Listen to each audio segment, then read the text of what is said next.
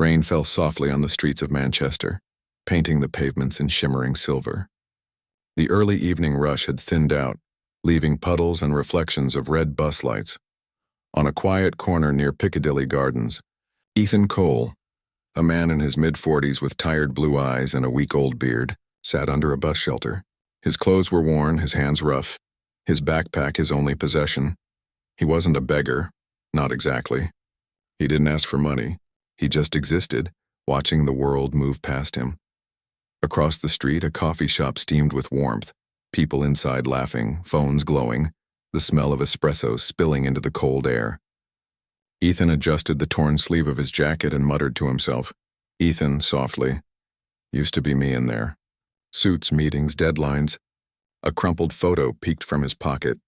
A woman and a little girl, both smiling. He looked at it for a moment before slipping it back, the ache in his chest returning. As the sky darkened, something small caught his attention. A child's cry.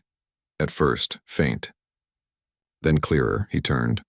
A little girl, maybe 6 or 7, stood near the traffic lights, clutching a pink backpack, tears streaming down her cheeks. She wore a yellow raincoat, hood half fallen off.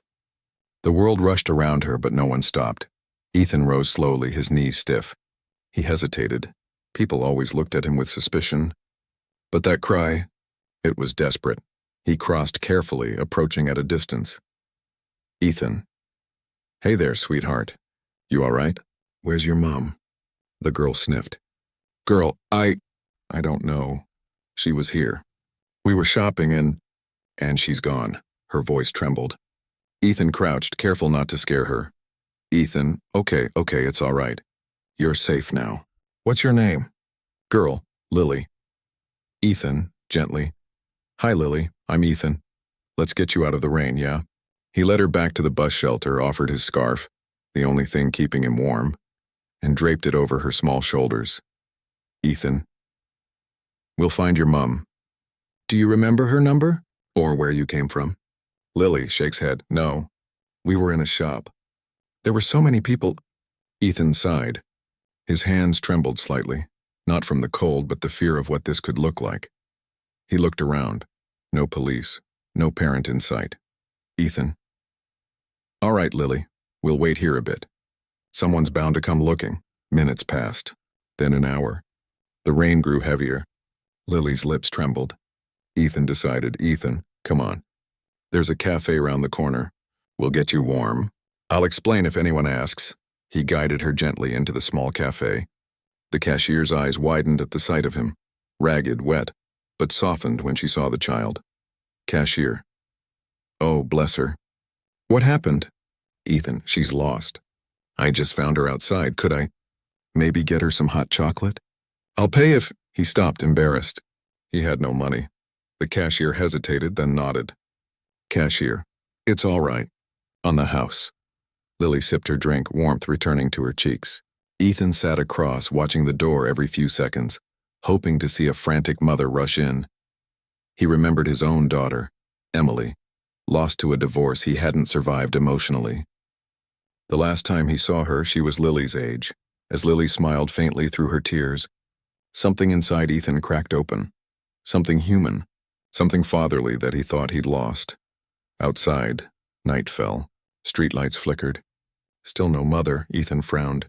"Ethan, we'll go to the police station soon, yeah? They'll help." Lily nodded, trusting him. But as they stepped out across the street, a police car pulled up, lights flashing. 2 officers got out, scanning the area. Ethan raised his hand to wave them over, but then he froze, realizing how this might look. A homeless man with a child? No parent around. Before he could speak, one officer shouted, "Officer, hey! You there! Step away from the girl." Ethan's heart pounded. Lily gasped and clung to his arm. "Ethan, no, wait!" The officers approached, hands on their belts. "Officer, move away, sir, now." Ethan panicked. "She was lost." "I was helping her," the radio crackled. A mother's voice echoed nearby, sobbing, "Lily, my baby." Ethan turned toward the sound, relief flooding his face. But the officers didn't wait. They pulled him aside roughly, suspicion in their eyes.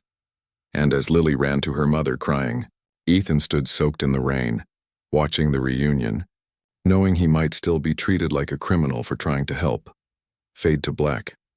Inside the Manchester police station, the hum of fluorescent lights filled the air. Ethan sat in a small interview room, damp, tired, confused.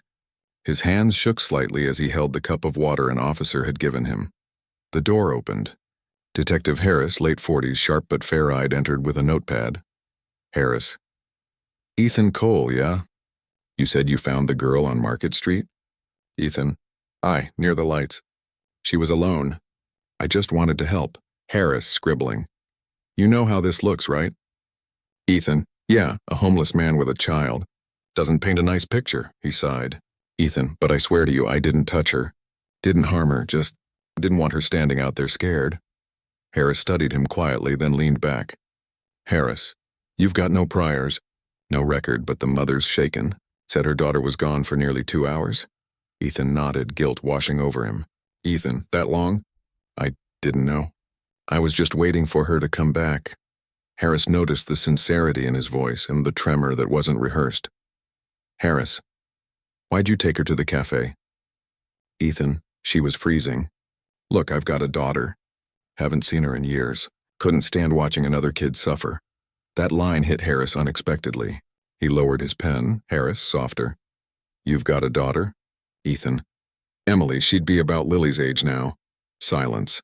The hum of the air vent filled the space. Finally, Harris stood. Harris, wait here. He left the room. Through the small glass window, Ethan could see Lily and her mother in the waiting area. The mother, Clara, looked exhausted, still holding her daughter tightly. Lily spotted Ethan through the glass. She tugged at her mother's sleeve. Lily. Mummy, that's the man who helped me. He's nice. Clara froze. Her eyes followed Lily's gaze. For the first time, she really looked at him. Not the scruffy clothes, not the dirt, but the gentleness in his face. Moments later, Harris returned. Harris, she wants to speak to you. Ethan blinked. Who? Harris. The mother. They brought Clara into the room. She stood by the door at first, hesitant. Clara, I owe you an apology. Ethan shook his head. Ethan, you don't. You were scared, Clara. Voice trembling. I thought you took her.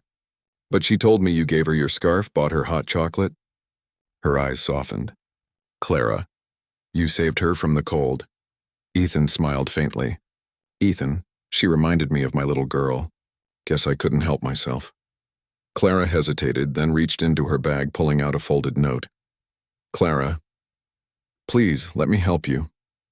A meal, some money, something. Ethan firmly. Keep it.